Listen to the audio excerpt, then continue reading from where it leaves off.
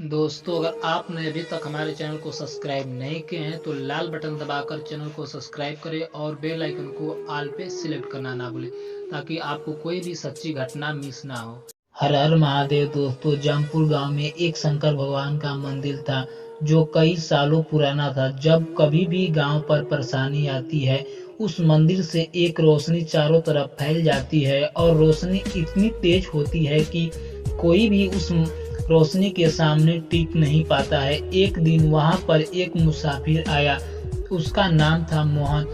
अरे भैया सुनो, मुझे टिक्कमपुर के लिए जाना है लेकिन रात बहुत हो गई है, क्या मैं यहाँ पर रुक सकता हूँ?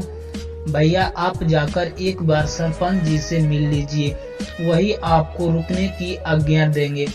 अच्छा ठीक है। मोहन वहां से सरपंच के पास निकल जाता है और सरपंच के पास जाकर कहता है, सरपंच साहब मुझे कल सुबह तक के लिए यहाँ रुकना है। मुझे टिक्कमपुर जाना है लेकिन रात बहुत हो गई है, तो क्या मैं इस समय यहाँ पर रुक सकता हूँ? सरपंच जी ने बोले, कोई बात नहीं, आप यहाँ पर इस गांव में रुक सकते हैं। मोहन ने बोला, आपका धन्यवाद।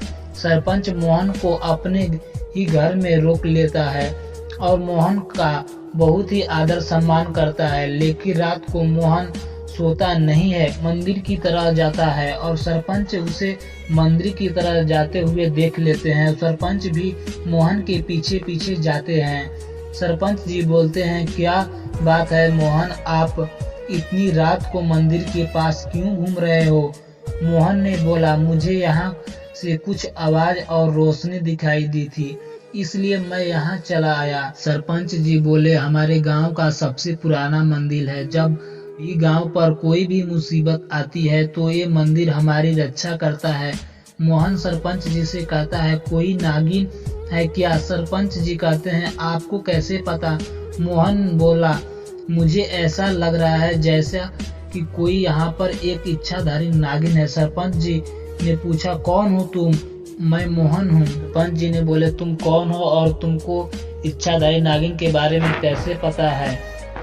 और सरपंच जी की आवाज सुनकर गांव वाले भी मंदिर की तरह आ रहे थे। गांव वाले पूछे, क्या हुआ सरपंच जी? सरपंच जी ने गांव वाले से कहते हैं कि इसे हमने मेहमान समझकर रखा, लेकिन घर और गांव में रखा, लेकिन ये कोई साधारण इंसान नहीं है, इसे पता है कि यहाँ नागिन है।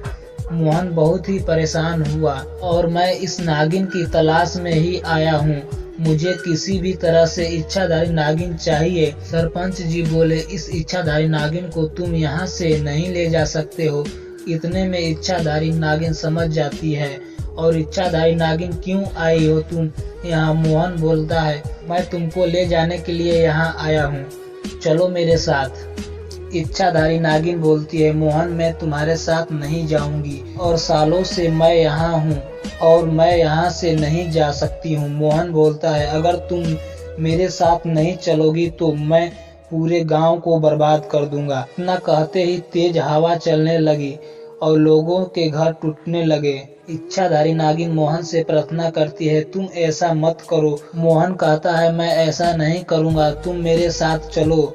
इच्छाधारी नागिन बोलती है, मैं यहाँ से नहीं जा सकती हूँ, अगर मैं यहाँ से गई तो मेरी मृत्यु हो जाएगी। मोहन बोलता है, और अगर तुम यहाँ से मेरे साथ नहीं गई तो तुम्हारा बचपन का गांव बर्बाद हो जाएगा, उस पर संकट है। इच्छाधारी नागिन बोलती है, क्या संकट है? मोहन बोलता है, वहाँ एक अघोरी ने अपना डेरा डाल लिया है और वह लोगों को बहुत ही परेशान करता है। अगर तुम नहीं आई तो सबको मार डालेगा, सिर्फ तुम ही उससे लड़ सकती हो। वे शक्ति मेरे पास भी नहीं है जो तुम्हारे पास है। सरपंच जी बोले, इच्छाधारी नागिन तुम यहाँ से ही कुछ ऐसा करो कि उस अघोरी को सबक मिले। इच्छाधारी नागिन मंदिर में जाती है और वहाँ से 4 पत्थर उठाती है और उस पर अपने विष को डालती है, उसे मोहन को दे देती है और कहती है कि इस पत्थर को अघोरी के उस कमंडल के पास रख देना। इसके बाद लोगों को शराब पिलाता है, अगर अघोरी के इरादे गलत होंगे तो उसकी श्रीय शक्तियाँ चली जाएगी। मोहन वे पत्थर लेकर चला जाता है और जैसा इच्छाधारी नागिन बोली थी वैसे ही जाकर अघोरी के पास वह चारों पत्थर रख देता है और उसके बाद अघोरी का कंठ रुक जाता है और उसका शरीर पूरा नीला लगता है होने और अघोरी के शरीर में अभी तक जान बचा हुआ है। अघोरी जोर जोर से चिल्लाने लगा, बचाओ बचाओ चिल्लाने लगता है। मोहन बोलता है, अघोरी अब तुम साधारण इंसान हो जाओगे, अब तुम किसी को भी चोट नहीं पहुंचाओगे, तुम्हारी सारी शक्तियां खत्म हो जाएगी। इच्छाधारी नागिन की छाया दिखाई देती है और इच्छाधारी नागिन, ये तुम्हारे कर्मों का फल है। मोहन ने तुमको पहले ही समझाया था अघोरी, मैंने अपने पैरों पर खुद ही कुल्हाड़ी मार दी है। नागिन मुझे माफ कर दो और मुझे बचा लो और मेरी सारी शक्तियां मुझे वापस कर दो। नागिन बोलती है, मैं तुम्हारी जान नहीं बचा सकती हूँ लेकिन तुम्हारी शक्तियां तुमको वापस नहीं दे सकती हूँ। जो होना था जो हो गया, अब तुम फिर से तपस्या करो और फिर उसके बाद तुम्हारी सारी शक्तियां वापस मिल जाएगी। दोस्तों, अगर आपको इस कहानी से क्या सीख मिलता है कमेंट बॉक्स में लिख कर जरूर बताएगा। अगर आप सच में महादेव के भक्त हैं तो कमेंट बॉक्स में हर हर महादेव लिखना ना भूलें।